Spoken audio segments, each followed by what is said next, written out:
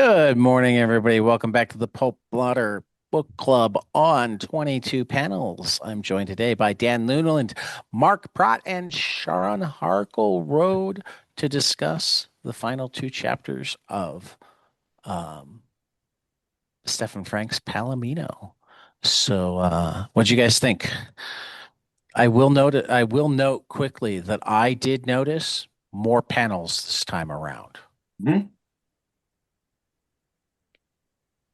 Or one, two Well, page spreads or no, actual panel, more panels per page.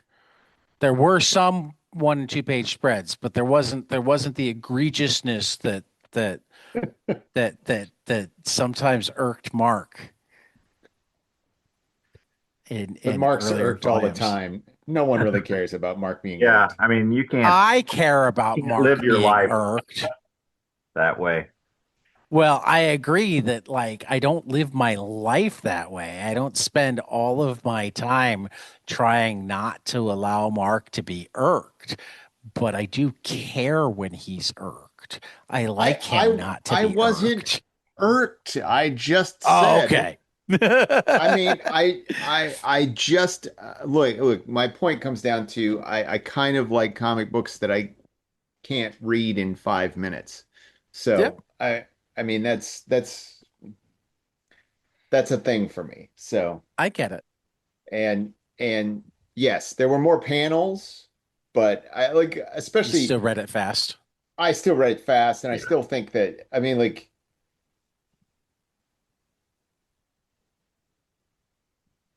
I don't know. I mean, like, I didn't feel surprised at how it ended up. You know, I didn't feel that's about that's almost all I have to say. Like, when we did the time jump several volumes ago, I was like, okay, so the that dude's gonna be end up being the big bad, and it's, I don't know. That is one problem with time jumps in mysteries, is you can Hmm. count the number of people who existed before the time jump and after, and it has to be Yeah, one of the people that was in both situations. So there's only yeah, your list of suspects dims substantially. I yeah, I yeah. really I mean I'd read all of this before, but I reread it again getting ready, and I think a lot more did happen in this one. Like there were a couple of the earlier books that I'm like, very little really happened during this volume. This one, a lot of stuff did happen, and I liked it. I think that it was cool. I liked the character. Um, so, but yeah, I, it I mean, it, like, a lot did happen, but it's also just sort of like the last volume is just one long chase. mhm. And I think that there was some things that were added that suddenly just sort of appeared, like the weird magical drug haze mother ghost thing. I was sort of like, this seems like not related to what we have seen before. Um, it sort of entered a magical realism sort of area that I felt like the rest of the story didn't have. I also felt like there was a whole bunch of stuff that was set up before the time jump that just sort of got Mhm. pushed aside. I mean, like the whole story about uh, the rock star and the daughter, and I was like, okay, that'll probably come back somehow, or at least, and she showed up and provided some information at the Palomino before it shut down, and I was like, oh, okay, is that it? It has to be something more. Well, I think some of that is like if you read, and in some ways this does make it less perfect and make me kind of hope that he revisits that part because I think it became a separate story. Because in the back matter of volume 5, he writes about where the story changed. Yeah. Because initially he'd actually had dad living, and when he sat down to start writing it, it just didn't feel right anymore. It felt like it was the daughter's story, not the dad's. Um, and therefore I think that that led to some of the threads being cut. Um, and I mean, for me, the first time I read the time jump, it was a little jarring. Um, but because that year, I think actually three volumes came out. So there was the time jump and the first two volumes with the daughter, um, kind of came out together. Like I started to feel where he was going relatively quickly. So it wasn't, there'd been enough time since I'd been reading the other story. And then I got this part, and it's like, oh, whoa. And then immediately I moved into, oh, he died. And I was able to kind of go, okay, so like we're going to have a bunch of loose ends there because he's dead. What is this story now? Um, I mean, like, look, I always feel like I talk too much, but no, you don't at all. I mean, I was thinking about this as I was finishing it up, and okay, and maybe I am a dull-witted dunderhead, but I'm still not 100% clear why the partner dude killed the wife and the mother, because that seemed to be, or what that had to do with anything, or Well, what I his mean that involvement was, because he was trying to cover it up, right? And I mean, I shouldn't say kill it because it was that drug guy uh right. was the murderer, but I mean, like, he still was like trying to cover it up. And I'm not 100% clear on that. And what was really nice at the beginning, and I really did enjoy the first few volumes, right? Because I mean, I was like, okay, this is an interesting world for a detective to live in.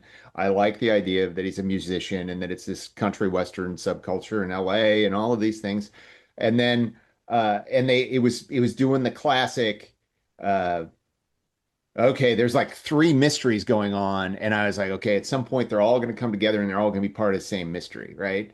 Like, who killed the wife, the uh, the dead mother, and then the daughter and the rock star. And I thought, sooner or later, all of these, like, that's classic noir detective Mhm. storytelling, is like these things that seem disconnected suddenly come together, and you're like, oh, it's all connected. And I was kind of waiting for that. And even when we made the time jump, I was like, okay, I'm waiting for this to all be connected. And it seemed to me like the only connection between any of this stuff was that the evil partner dude had his fingers in all of it. And it's like, okay, but why? You know? Yeah, I get that actually, and it is weird because I was watching Brandon Sanderson a while ago. He does writing lectures, and he Hmm. says that there's two different types of writers that I think George Martin talked about. You've got architects and gardeners, and the Hmm. architectures are people who like, write out a big outline and they know exactly what's going to happen and then they sort of fill it in as they go. And then you've got Hmm. gardeners who just sort of like take a bunch of ideas and start writing, and they have no idea what they're going to end up with. Things just sort of grow, right? And it appears that he's one of the gardeners. Yeah, But the problem is that, in real life, yeah, when somebody's in the middle of in their 40s or whatever and just die in an explosion, there's going to be loose threads going on. But I think in sure. a book, we expect if somebody introduces mysteries and questions, they're going to solve them. And so it is a little interesting that there was a lot of stuff that did just seem to, I mean, in a very real way, like Yeah. he's got all sorts of things going on in his life and then he dies. And well, that sucks, but it Yeah. sucks a lot for us because we're partially invested in some of those stories, and now we don't get an answer for them either. Well, A lot of and this feel well, go ahead, Sean. Sorry. a lot of this feels to me like a first draft. Hmm. Like this, um, I yeah, it just feels like stuff is there and then it doesn't mean anything. And then I kind of turned against these volumes when they opened the diary to the first thing she reads is when she happened to run into them on the pass. And it was just all too convenient, cute. And from that point, my brain was like done with it. I can't explain it. I just from that point on, everything was contrived, I felt. Hmm. Uh, Well, and I mean, like, and the thing is like, it. I totally understand what you're saying, Dan, about like there's a realism to the idea that, this guy just is killed, and what does that mean? But that at a narrative level, we introduce his daughter who can't just let that go, who wants to know. So then I, as a reader, am like, yeah, I want to know. I want to know what all of this stuff is. And we sort of like, and I still don't. There's other things. I mean, and I think this goes to like feeling like a first draft because like I absolutely agree with you. And I think that you're right. There are architects and there are gardeners, but the best gardeners like do a draft where they just let everything grow and then they go back and they say, okay, does all of this work?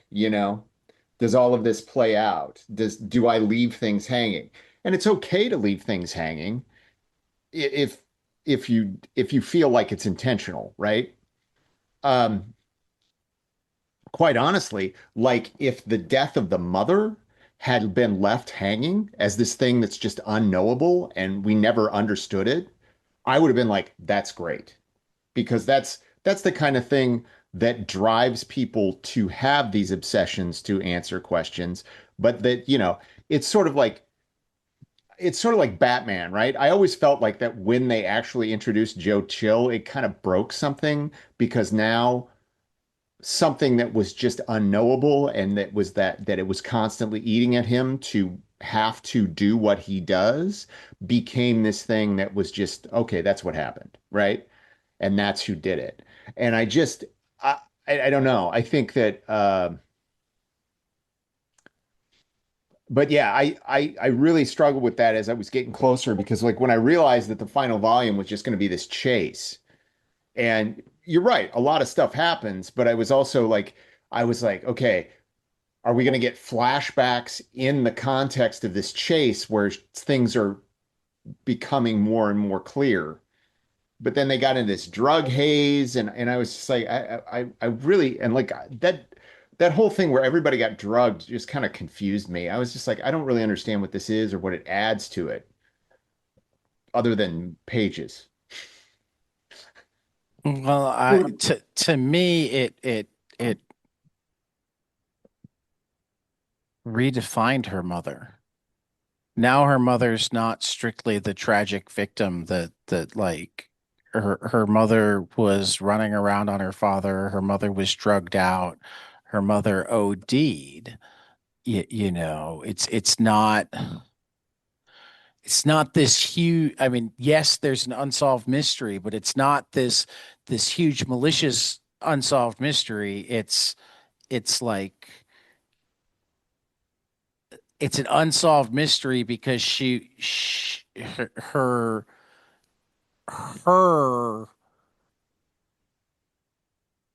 um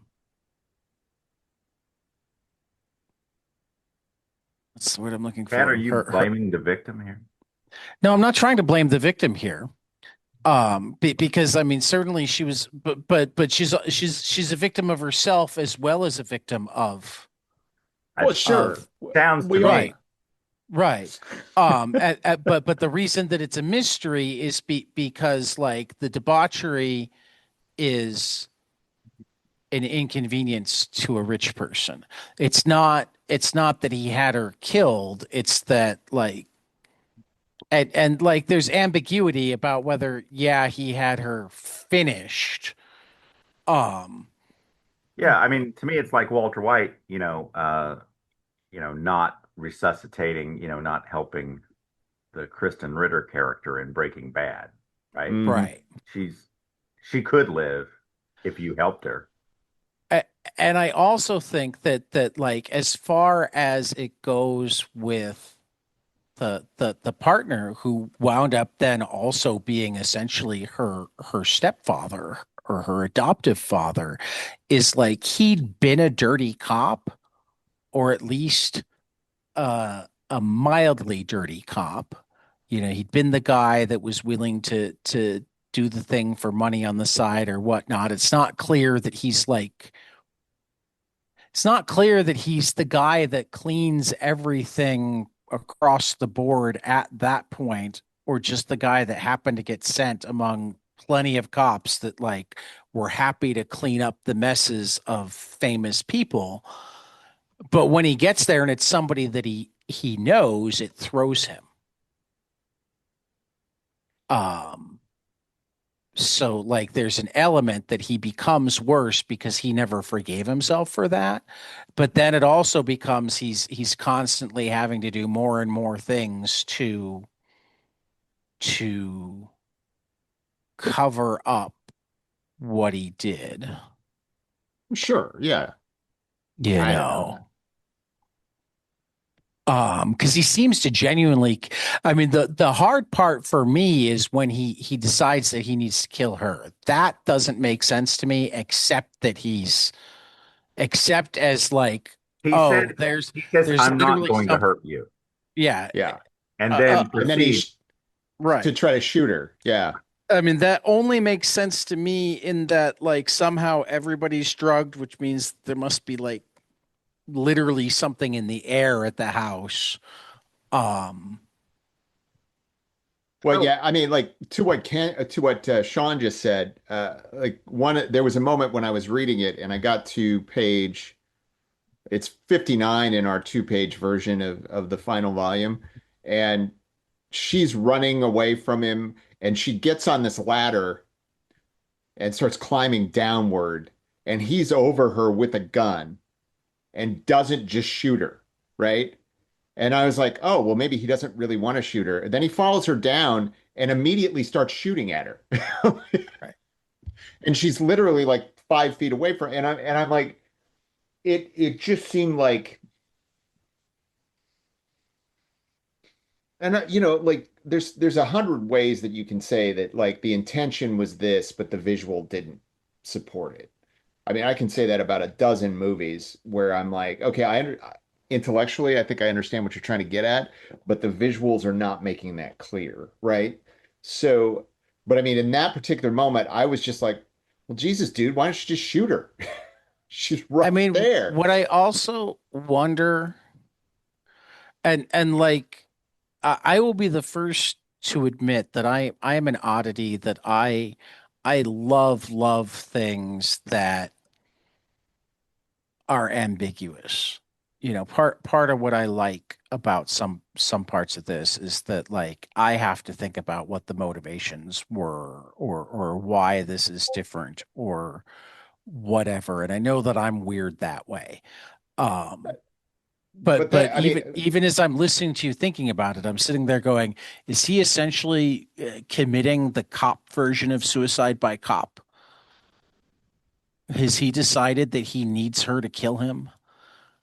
And he's decided that she won't do it unless she feels like she's in danger? so he knows that she can turn the water on. I don't yeah. know. But he knows that they're in a dangerous spot where he might. See, because I think that here's my rebuttal to because I love ambiguity too. I love it when I'm not really sure about the motivations of characters. I love Right. it I love anti-heroes and I love characters that sometimes do what you think is right and sometimes don't. Right. And it's like that like I love that. But it also like I think that in terms of storytelling, the ambiguity has to mean something, right? And I think that just the ambiguity of what I personally, okay, I feel like this last volume is trying to take this chase and stretch it out to long enough where it feels worthwhile to do another Kickstarter for it, right? Right. I mean, that's my really cynical take on it. And I totally admit that it's cynical, and that doesn't mean that I don't think that there's artistry involved here. There's interesting things going Right. on, but it's also like there are parts during this. Like I said, there is a lot going on, just like Dan said, but there are parts during it where I'm like, Jesus, this feels like this could have wrapped up 5 pages ago, Right. like um Though, I mean, and like, as I'm listening to you, I'm remembering some of my more initial reactions.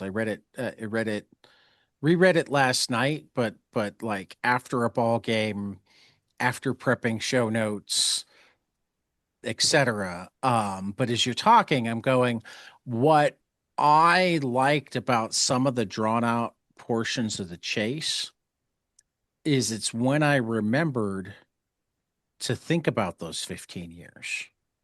Those 15 years where she became his daughter and he lived with the fact that he'd killed her father. The 15 years that we know very little And about, mothering. except what? And mothering. No, I think his wife who's dying of cancer became her mother. It even comments on the fact that she doesn't visit as much because it's hard, you know. Um so like there are levels where there's just like I think of and I don't know if Stefan's going to be interested in revisiting this or not. I know when I talked to him that one of the big reasons he didn't do it is that like while there's a story there, it certainly wasn't this story. It's like a whole different story, her time in between. It's not a noir, it's not a mystery, it's you know but it like one of my it's a favorite. it's a college comedy. No. Yeah. I mean, kind of, except probably more dramedy with like dram tragedy. So, I mean, the Doing thing to the me heavy that I think lifting. is interesting with this is I've watched a lot of detective shows. I'm sure we all have. You know, Yeah. I love The Big Sleep. But I think if we sat down and analyzed everything going on in The Big Sleep, there are some movies, and I think maybe this is as a comic book, that, and especially with the way he writes it and draws it, where everything is big full page spreads and you just are trucking through and flipping pages. It feels more like, and really is interesting because when Mark talked about the fact like that chase takes up the whole last volume almost. This is a guy who's done work in Hollywood and shows and the like, and this is really probably a classic third act, big set piece chase. Sure. That's the thing you end the movie with, you Yeah, know? yeah. And it makes sense as that if you don't think about it too much and you just sort of let it go by, I think this is a fantastic, fast, sort of just fun detective story. Uh, I would have preferred it had stayed in the 70s Mm, because I Me too. loved that time and it really I'd never seen anything like that. Once you get to the sun-washed 90s with everybody sitting in their glass houses up in the hills, that's the same Mulholland Falls movie that's been made 150 times in the last Mhm. 20 years, you know? But um but nonetheless it does seem like, yeah, I don't think you need to even be cynical about him stretching it out, though. I think this is just his style. Yeah, Is no. he uses a lot of digital pages to tell his story, and he's just expecting you to be flipping through. Well, look, like, and 100%, like, uh, Stefan should tell the stories the way he wants to. But like myself, like I say this all the time about theater, right? Anybody who comes into the theater and sits down and watches the show gets to have their opinion of it. Like, mhm. and it's not and it's not my business to go out and say, no, no, no, what you really need to think is this, right? And But that doesn't mean that I need to change the show to make them happy, right? It's it's a symbiotic relationship between artist and audience. And everybody gets to have their opinion. And you know, and I think we live in a world where everybody wants to tell you what your opinion should be. And I think that that's like what we do here on this show, right, is discuss. And that's why this is valuable. If somebody asked me if this was worth reading, I would totally say, yeah, you may dig it. Like I thought it was okay. You may like it a lot. But you know, I do, for me, like what you were talking about like the big third act action set piece, which that's totally what it is, right? But it also struck me like, and it's something that I become hyper aware of, uh, and it's it's unfair of me to be hyper aware of it, but I am, is I become hyper aware of how many times I feel like people are creating some sort of graphic novel or graphics, or comic or whatever, because they think they can sell it, right? To a TV show or to a network or to a studio or whatever. And there's a lot of time during this that I was like, huh, okay, so the 70s, that's season one. And then we do the time jump, and that's season two. And then, we proceed through the story. You know what I'm saying? And um, that's neither good nor bad, but it is something that I start to clock. And in a life where I feel like shit should just exist as what it is, like it's okay if somebody wants to adapt something, but I certainly I adapt shit all the time. But uh I also, it's like I think about it all the time with like Watchmen, right? That I think that if you take Watchmen out of the concept of a comic book, it becomes diminished because to me, that work of art is actually about what the medium is, right? The way it's set up, the way it works on the page, the way the art relates to the language, the way the panels are designed, like all of that is, and no matter how page to screen you go with it, you're still losing that because you don't see those 9 panel Ditko pages that have the anyway, this is a long ass answer to like just, you know, every time I start to smell like something is designed to be sold as something else, I kind of Right. get So I fear to I ask didn't this get because I that. don't want to get to the point where I think this. But what is it that are the signposts where you start to feel that something was written to be sold rather than written just to be produced as a comic book? I to quite honestly, I mean, and this is truly unfair of me. It's when I start to smell decompressed storytelling. When I feel like it's almost designed as a storyboard rather than a comic book. See, and this might be because I got to know Stephan personally before this was all done, but like from knowing him, like I also see what you're talking about, but since I know that he never stopped on his day job and this was like the night and weekend type project, like when I see those parts, it's like, oh, he must have been working really hard in here. And like wanted to get some pages in, wanted to tell some story, and like it and I think as something that I don't want to call it a vanity project, but it was a personal project and he self-published it and he didn't have like a specific editor. He had people that went through it and whatnot, but it wasn't Yeah. wasn't something where anybody else had a final say. I Right. think that there's probably more than with a lot of books, stuff that happened in part. I mean, we talked about it in the Kirby Club. It's like, oh, Jack was overworked this month. There's a lot of full page spreads. Absolutely, 100%. Like, look, I've talked about like I'm starting to work on a script for a comic book project, and one of the things my artist said was, don't give me a page with 12 panels on it, right? Right.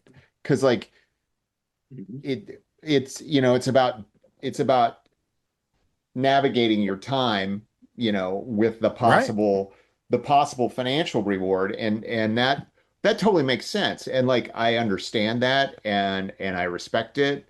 And look, and I am in no way trying to impugn Stefan. Like, No, no, I know you're not. like I'm if just somebody, saying, yeah, you I was know, just talking about the different response to the same stuff because I totally right. get what you're saying. And I was going, oh, but every time I saw that, this is what I thought. Rather, it's again Well, commentary on the reader as the final collaborator, sure. like where we come from and what we Well, yeah, but it's also like I think that the way Stefan sets up his panels is that there again, this goes back to when I read Eisner Miller, right? Mhm. And they spent all this time talking about the length, the amount of time between panels, and how Mhm. that's an inherent part of the storytelling. And I feel like with Stefan, there's never a lot of time between No, panels. no. It's like I mean, shot, shot, shot, shot. And that makes total sense because he works in right. TV and he works Yeah, in no, film you, and he you works in you can animation. you can absolutely tell that he's an animator that loves Yeah. comics, Yeah. not a cartoonist. Yeah, probably it's going to be impossible for him ever not to set off that spider sense of yours because I Yeah. think he thinks in storyboard terms Right. and then Hmm. puts those Uh, storyboards onto the page probably largely Right. the way he finds them. And so right. it's Right. going to feel that way probably.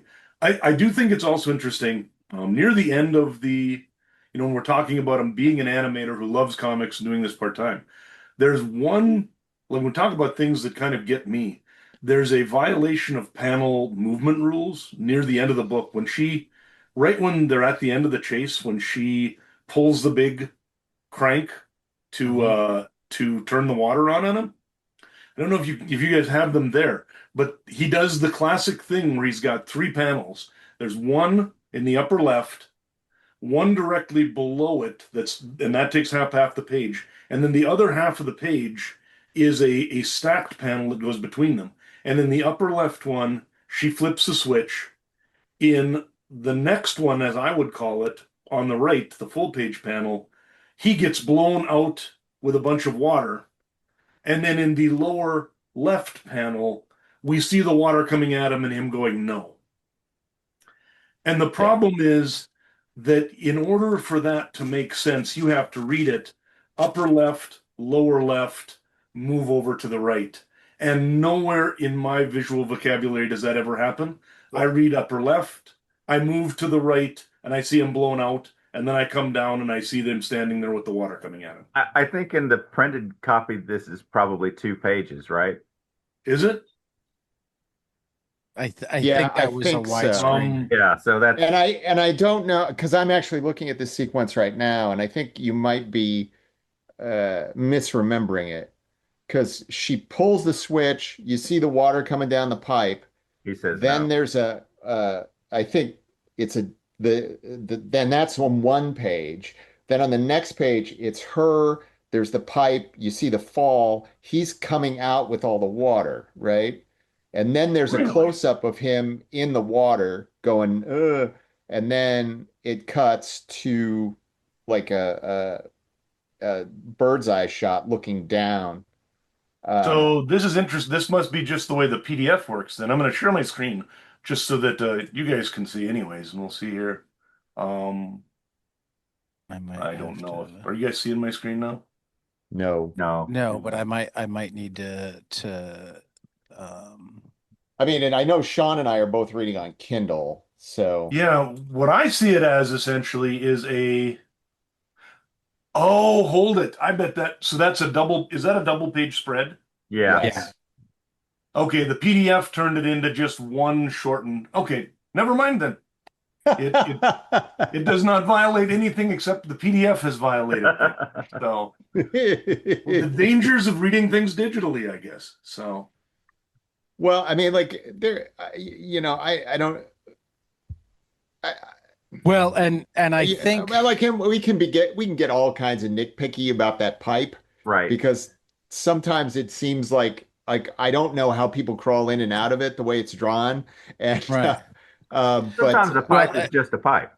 and sometimes. this is where I'll toss out for you, Dan, that like this is a rough PDF too. This is probably. so it. I don't know if it's formatted to work the way it would normally work.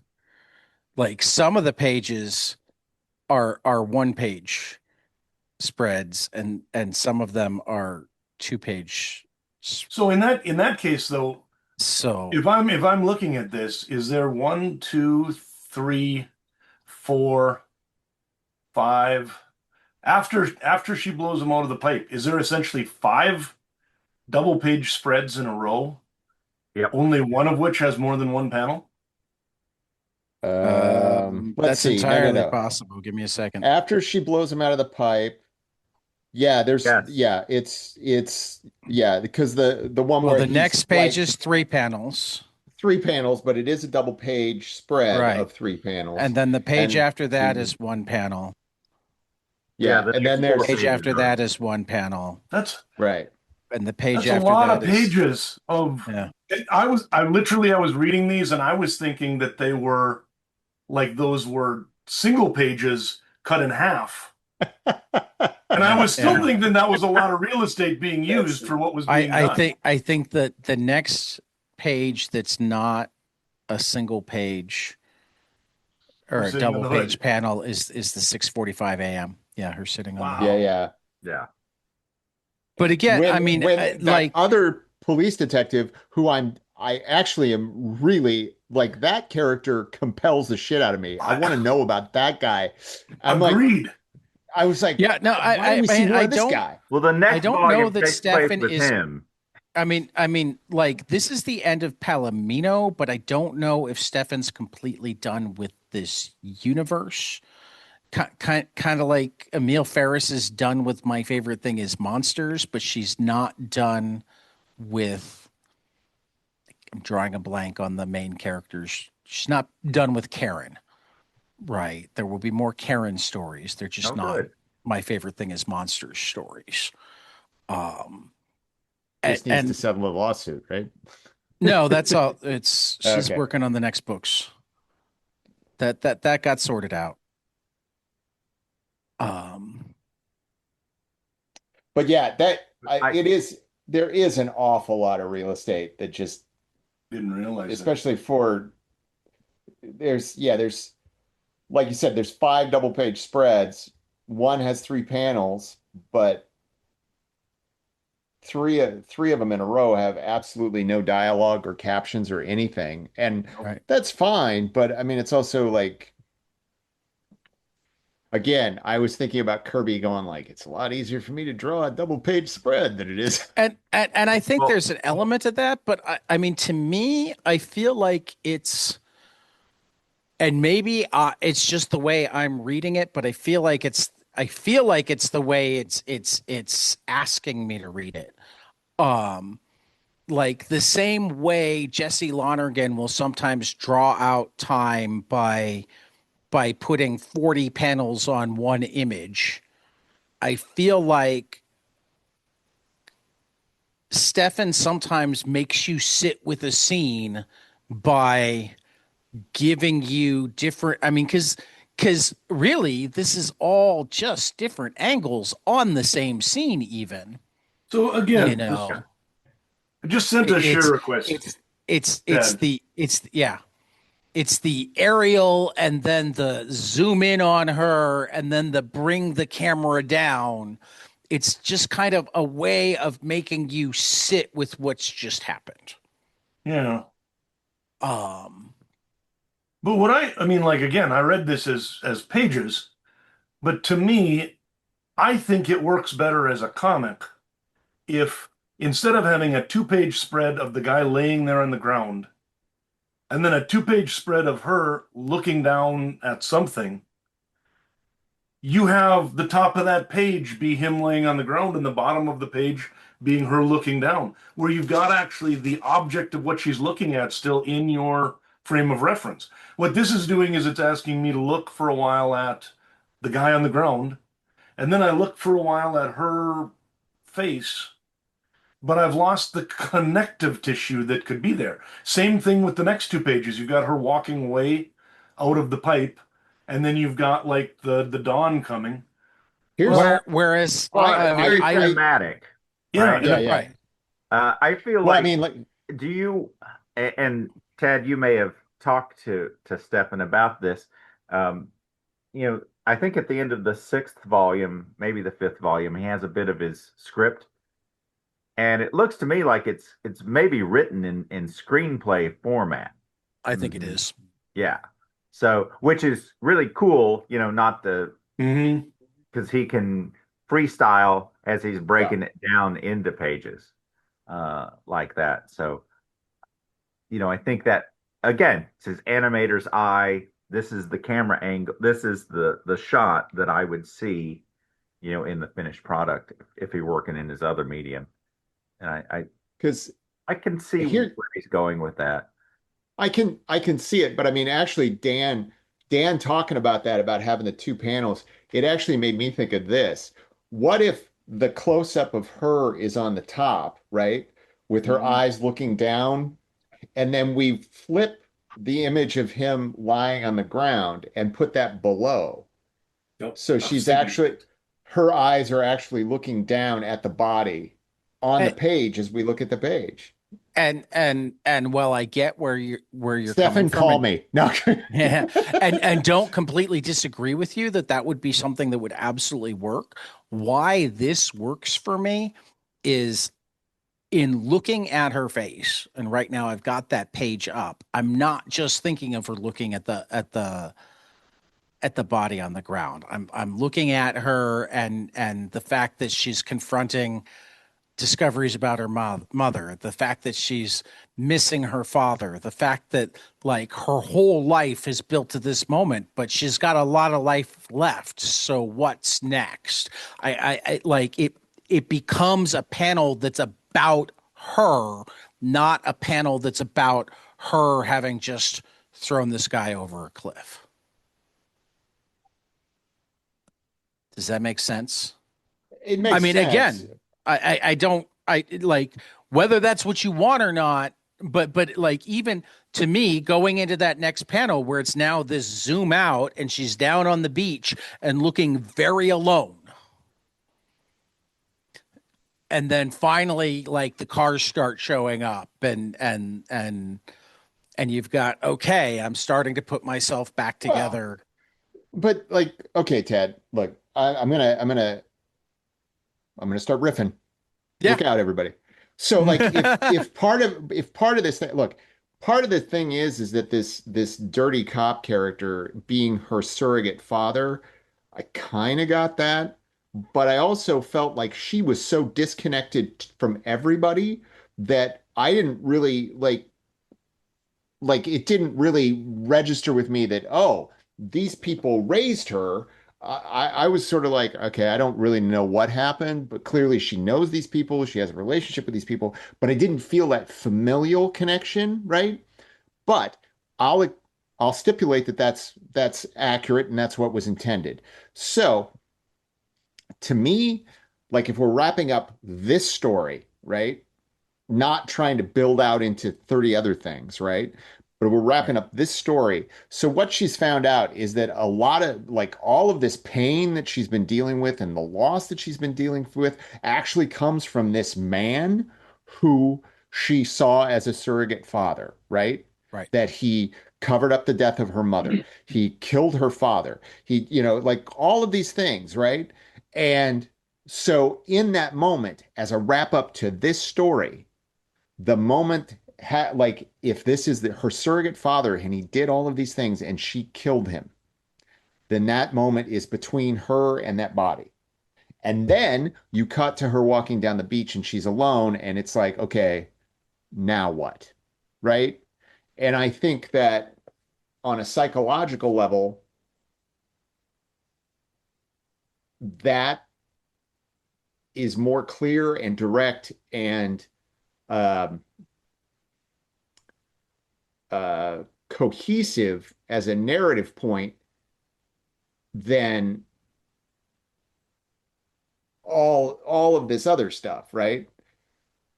But that's just me, right? So Right. anyway, No, Stories all no. like right. this always make Thanks, me guys. hate Have a good myself day. a little too, because What? stories like this always make me hate myself a little bit too, because I always want writers and storytellers to sort of trust their audience more and trust that you're gonna make the connections you need and everything. And then they Yeah. actually do it in a story like this where you really have to put it all together at the end and have your they don't have a big wrap up about, well, I guess we caught the big bad who killed your dad and Yeah, yeah. what and and then I'm sort of like missing it and I feel Yeah. bad at myself for missing it. Where I'm Well, like, it would have been kind of nice to just have them wrap it up and tell me what I'm supposed to be feeling right now instead of yeah, all this but work I Well, have to do. I just feel, and I kind of earlier on, let my how I felt about the last two volumes, but I really enjoyed the first bit of this, and I, yeah, I feel like it reminds me of Saturday Night Live. Endings are hard, right? right. How many great sketches do you see on Saturday Night Live that have a terrible ending? And it happens all the time. And I'm not saying this is terrible ending, but it is. I enjoyed the milieu. I really enjoyed the 70s. I really enjoyed, the Mhm. father character. Yeah. I didn't really connect as much with the daughter. She seemed disaffected, and that's really about all I got from her Hmm. um, throughout. But I actually like the mid '90s milieu too, because I'm a Gen X guy. That's my time, and so I really enjoyed all the world building. But the bad thing is things have to end and you have to wrap things up, and so sometimes it all gets a little compressed and stuff Hmm. is tightened up. Um, I Well, and did, I think while we were looking through it at the double-edged spread, I did want to share that there is a page, I think it's page 25, where the girl in the pink bikini throws pink Coke up in the air, and that's where people get dosed. Pink, is it pink Coke or pink God knows what? Well, it's pink something. Because they Fairy seem to dust. be hallucinating more than Yeah, butterfly it that. dust. I mean, Mm. I don't have actual experience with any of this. So, I mean, if any of you have history as Coke well, let me addicts, tell tell you what me I it's guess it's like, if Ted. it psychedelic. causes Yeah. if it causes hallucinations too. But I didn't realize that was a Well, I thing. mean, like it could be some sort of freebase. It could be whatever. Right. I mean, like Right. like part of the whole deal with the butterflies and everything is it kind of it's like I talk about the magical realism thing that suddenly sort of erupted, where it's like, okay, all right. I mean, I understand that that kind of thing is hard to dramatize in any sort of visual way that doesn't seem that like trying to find a new way to visualize that is always a challenge for Well, whoever. particularly because I do think that he was trying to really make it out that when they find this guy that she's blamed for he's just so fucked up out of his mind that he can't tell her what happened. Sure. But Anything she manages to come to is going to have to come in some different way.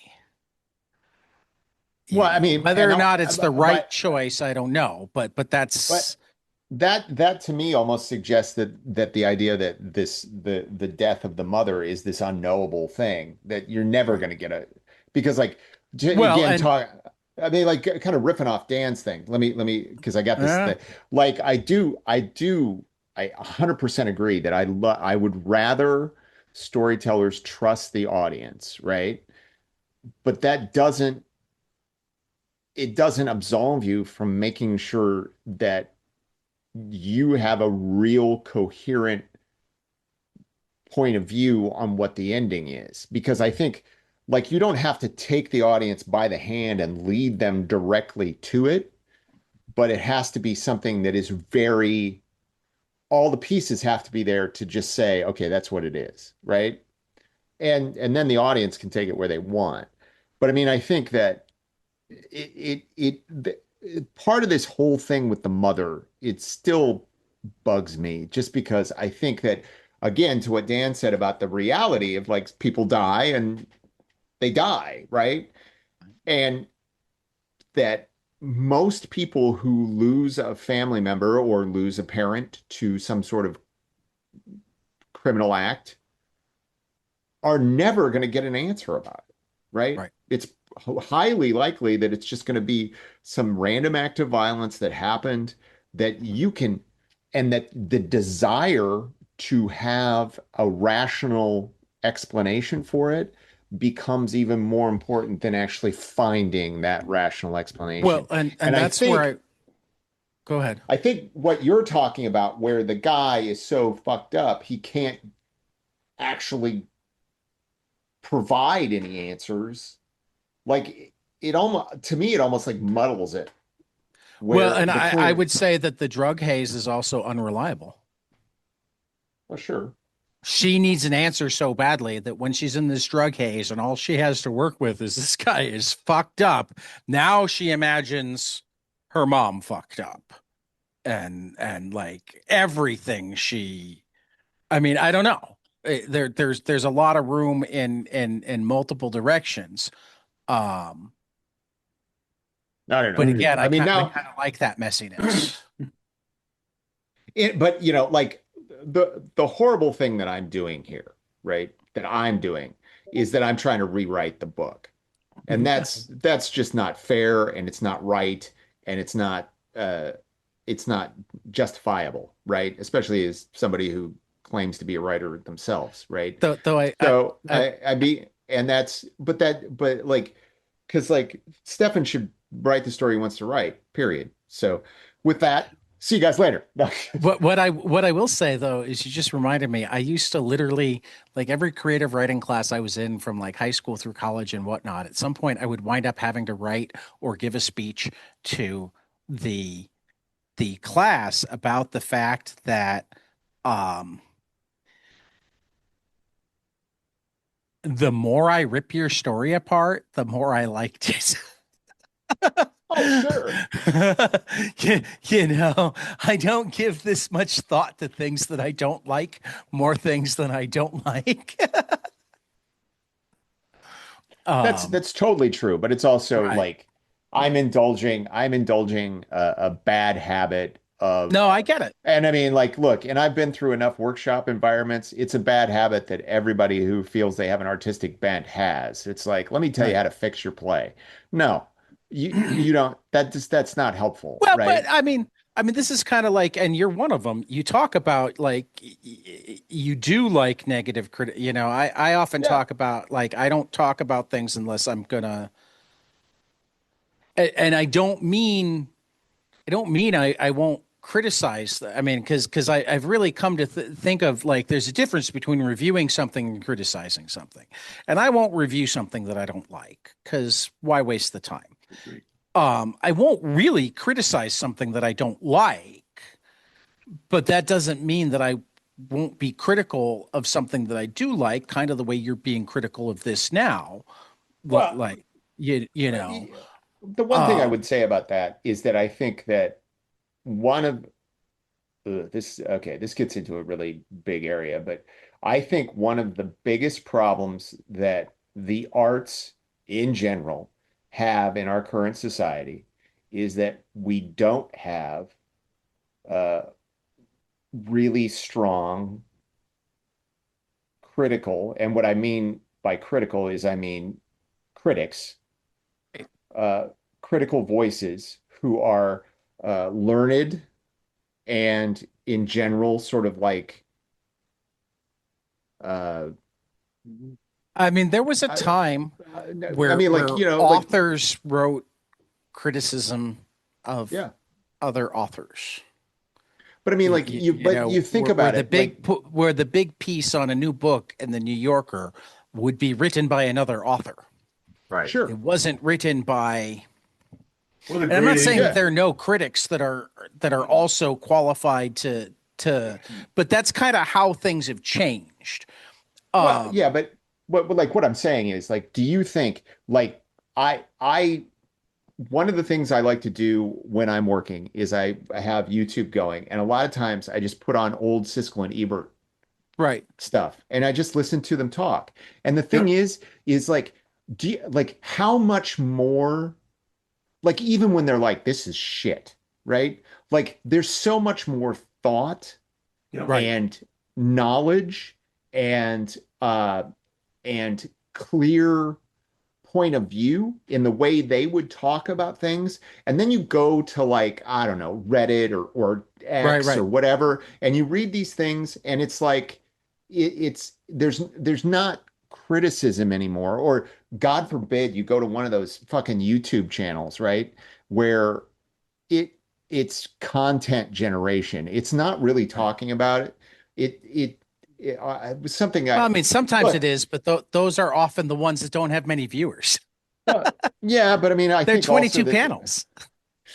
but I I'm mean, I listening think actually all, right now to Ebert's. I think it's Ebert's top 100 books or whatever. I got it on Audible. It's the snippets, like 10-minute snippets and all.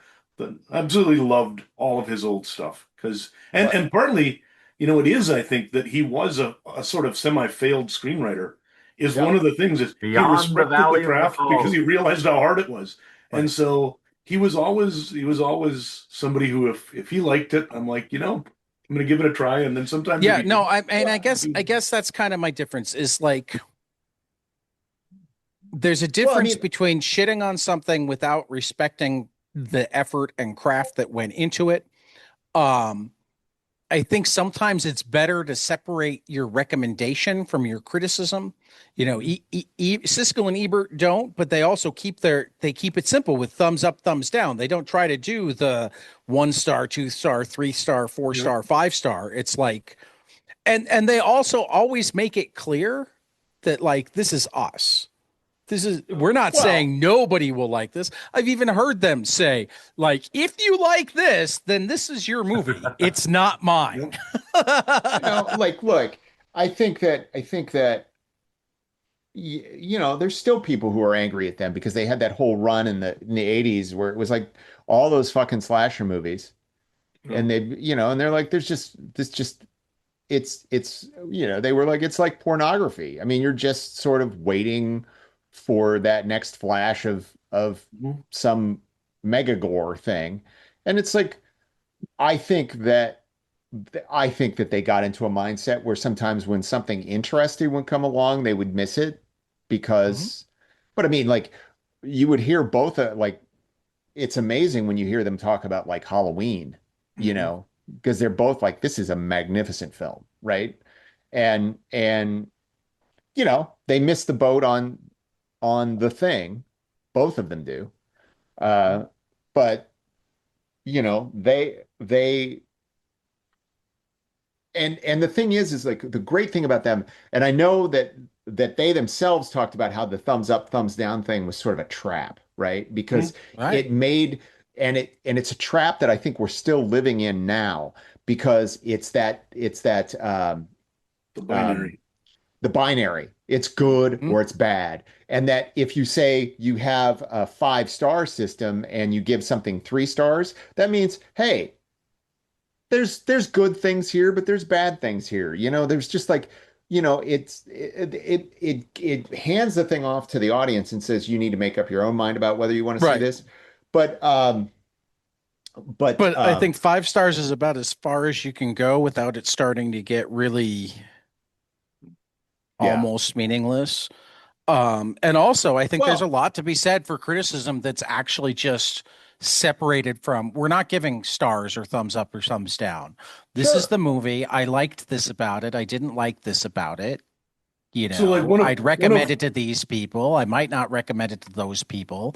I'll almost certainly watch it again, or I won't watch it.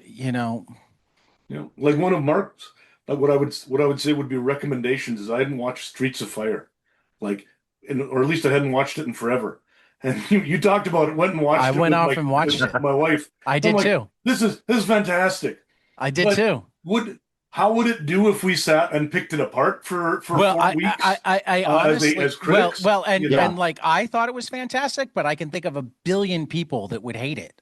You Because what I liked about it is exactly what so many people I know would complain about it. They'd be like, wait a minute, is it a 50s movie or is it a futuristic movie? Why are this? What's Yep. this? Blah. Well- and I'm like, but that's what makes it cool.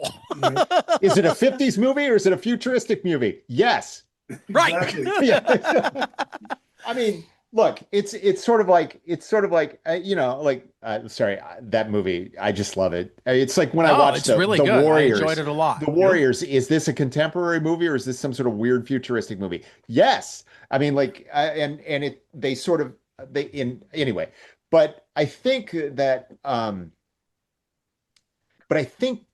there was a certain journalistic rigor to what Yep, absolutely. Siskel and Ebert did that we have lost, because now I think that the idea of criticism has become kind of like wrapped up in this idea of advocacy.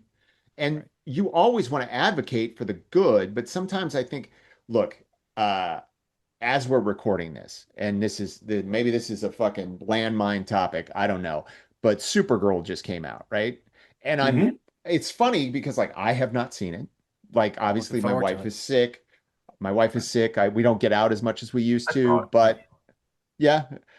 And it's like my initial reaction to the trailers and everything and what I've read is I would probably feel the same way I'd feel about that last Superman movie. It's not as bad as some idiots say, and it's not as good as some idiots say. It's fine.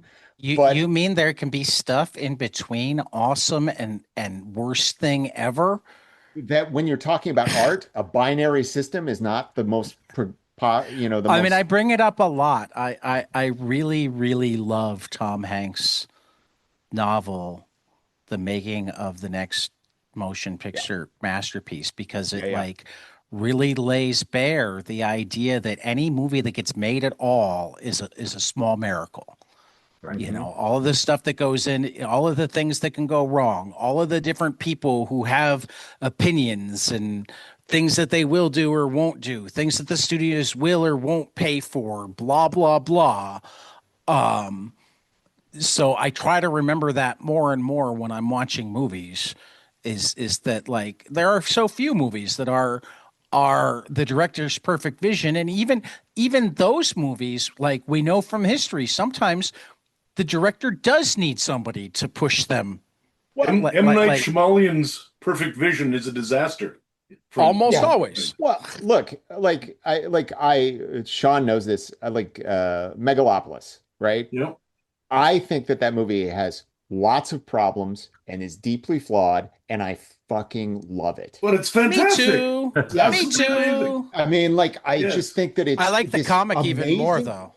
Yeah, I mean, but it's this amazing vision of something, and it's something that feels personal. And I'm like, look, I mean, man, I'm it's even going to weird. toss this out because I think it will fit this club. We need to pick our next book. I think we should. I mean, particularly because it looks like Man. we've all seen Megalopolis.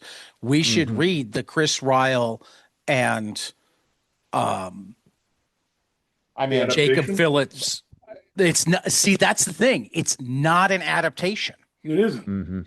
No, they got the script. Ryle had access to Coppola. Coppola was very clear. No, I don't want Francis Ford Coppola's comic version of Megalopolis. I want Chris Ryle and Jacob Phillips Megalopolis. All right. And then I want the money from it. No, He needs But, the money from it. Interesting. But yeah, no, I mean, um, if you want, I like did talk to Chris Ryle about this, so you can go back into the archives and there's an interview I, with him. Oh yeah. I, No, that you know, so I they ta- read the screenplay but then didn't adapt it. Well, no, they adapted the screenplay, but they didn't see any of the movie. Oh, okay. So they Any of the that's They changes great. he they made they while he were was actually making it shooting and whatever. simultaneously to him making the movie. Oh, kind They of got like to see a the handful of things, but one of the cool things is like the way Jacob envisioned things often wound up being the way that he'd envisioned things, even though Jacob hadn't, he just picked it up from the script, that sort of thing. well, that sounds yeah. awesome. Yeah. But So, I let think me that's how they finish my did the thought Blade about Runner adaptation back in yeah. the day. yeah. But let me finish my thought on this whole thing, the Supergirl thing. The one thing that I have been really struck by as I have watched people's reaction to it is that there's a lot of people who were very pro, like it seems like the actual movie made no difference in how people reacted to it. That they knew what they were like Yeah. that their reaction to it was more about what they felt their duty was to Yep. whatever or their own personal narrative about themselves. And the thing is like, like any human being is going to have that same thing. There, like we were talking about the slasher movies, that was the Siskel and Ebert thing. That was something that they had kind of got into. But like I think it's just so pervasive now, and the entire quote unquote journalistic we're going to review movies thing has become just co-opted into uh this binary marketing thing. Like, Yeah. I mean, like it's there's more than that. Think of it in terms of like, in the 70s, in the 80s, the Supreme Court decided cases based on judicial merits. Mhm. And now essentially, you can basically tell exactly what the result's going to be based on Yeah, whether conservatives or liberals would favor the ruling. Right. And Well, it's yeah, to the be same way fair, with critics, it seems. I'm hoping that birthright citizenship stays just as a cover for all of the other bad decisions that they've made. oh, I don't I look, I don't want to get too deep into this. No, we won't, but I think that undoing birthright citizenship would be a really big ask for anybody who is even passingly aware. Like I don't think no, John I Roberts is going to understand, vote but for that. I don't think I that Tony Barrett's going and to I vote for somewhat that. agree, but it shouldn't have even been taken up Right. because of those things. And not only Well, was it taken up, it's like the last decision that they're going to announce. So I think they're literally using it as cover for all of. See, we didn't end birthright citizenship. Don't look at all the other shitty things we did. well, But I do think that that's kind of the way it's going these days. Is critics yeah, are the same well, thing. That yeah, I feel bad having gone to Supergirl that I didn't enjoy it more because I think that every time I don't feel over the moon for a female-led superhero movie, I feel like I'm failing the team to a certain extent. You Yeah. well, know? yeah, and the I thing feel the is same way. like, and then you feel like you can't say anything about it because it's like you're gonna get branded. Yeah. It's like, and it's like, I I ran out and saw it. I mean, You know? Yeah, I it saw was, it night before it yeah, opened. Right. yeah, And it was and it was a middle movie. My family went with me. Kids enjoyed it. My daughter seemed to enjoy it quite a bit. So it could be one of those that, younger I women mean, might really Yeah. enjoy it. It well, could become a cult also movie. I was okay one with of it. the biggest problems with any superhero movie for people who are deeply steeped in comics is like there's always like the viewing that like yeah, we have to conquer our expectations, and it's almost always this. I mean, unless for whatever reason it's exactly the movie we expected it to be, right? It's almost never before the second viewing that we're able to truly look at it, stripping away all of what we thought it was going to be, and just watching it for what it is. right. Yeah. I do just So wish that as a culture, everybody who's a comic book fan would agree to just go and take their $15 and pay it and go to every comic book movie. Because the lesson that some of these people seem to be wanting is if we just don't go to Supergirl, they'll make the superhero movies we want. Whereas the lesson Hollywood's going to take is superhero movies are over. Let's go and make something else instead.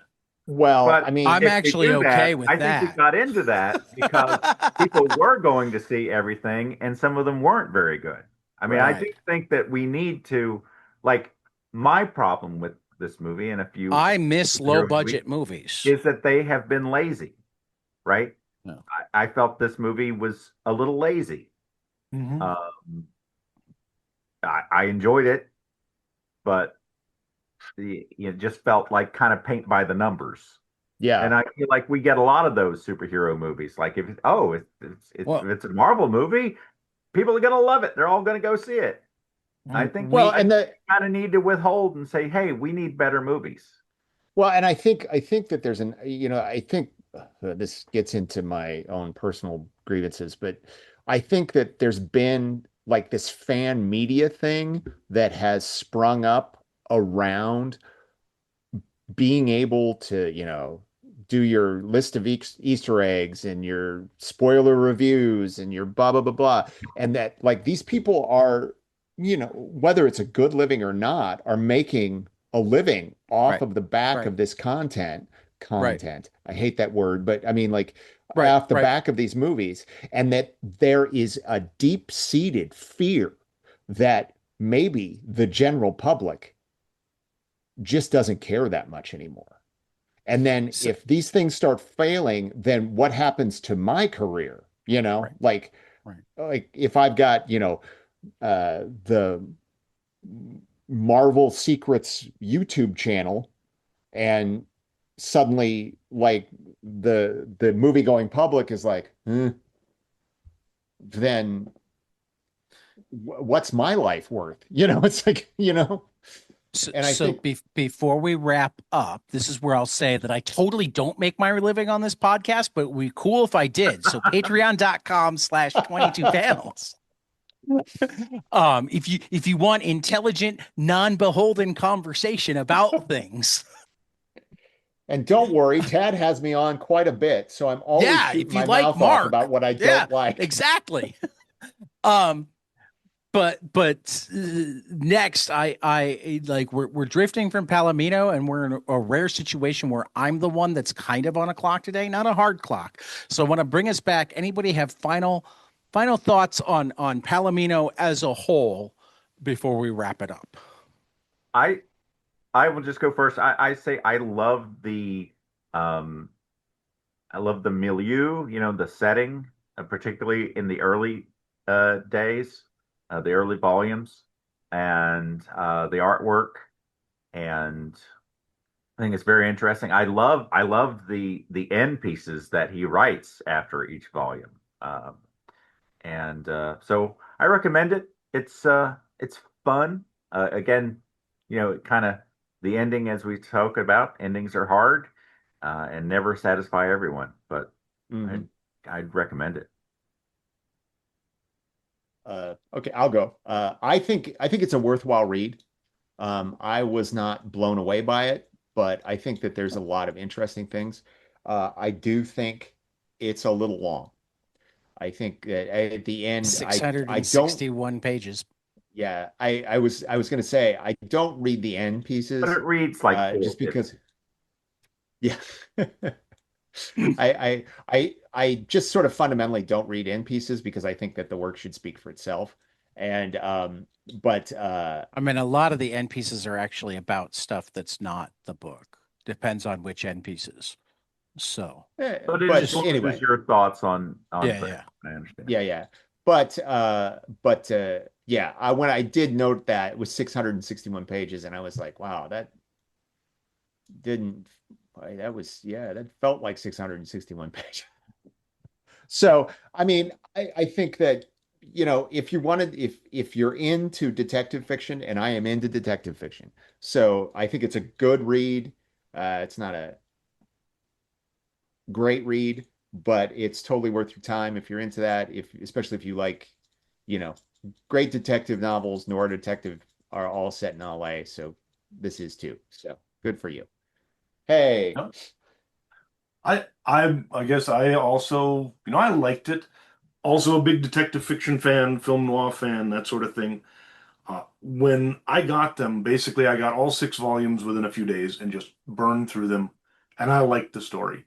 I think if you just go in with I want to sit back for a while and enjoy kind of a fun adventure, this actually goes down pretty well. That idea of if I'd had to wait 4 years for the ending of it and was getting physical volumes where I was, having to flip through all these, that might have bugged me a little bit, but the pages didn't bother me. It read really fast. I love the supporting characters. And by supporting characters, not only that cop, the crazy old musician Johnny Cash dude, a lot of the Hmm. characters that he popped in just sort of to add some flavor, I thought were really well developed. I loved the 70s as a character, the scenes like the Palomino itself, that ability to develop and especially in the first volumes, like drop me in there and you could smell the beer and cigarettes when they were wandering around the Palomino almost. So I do wish they'd stuck in the 70s just because that to me was a more interesting and unusual time. I get that the story took him where he wanted. Um, but he has a film noir with a twist. You also can see that he's not necessarily somebody who's written 100 comics, right? This is not Hmm. Brubaker and a criminal book that's been developed over years where they've got every storytelling sort of ticked down perfectly. But we're talking also about some of the other stuff. I think that for a guy who's doing it all himself without any editors or anything else and on a schedule, it's probably amazing there aren't more sort of things to pick at in the plot and the like than there are. This is kind of an amazing work for him basically Yeah. doing it all himself. Yeah, like one of the things I love about having these conversations is I learn so much about myself. I know that like my story of coming to this affects how I read it. It was recommended by Howard Chaykin. When somebody that I respect as much as Howard Hmm. says, "Hey," right after saying there are no new good comics, goes, "Hey, but you should read this." I'm like, "Well, isn't that new?" um, and I hit it off with Stephan massively. We've become friends.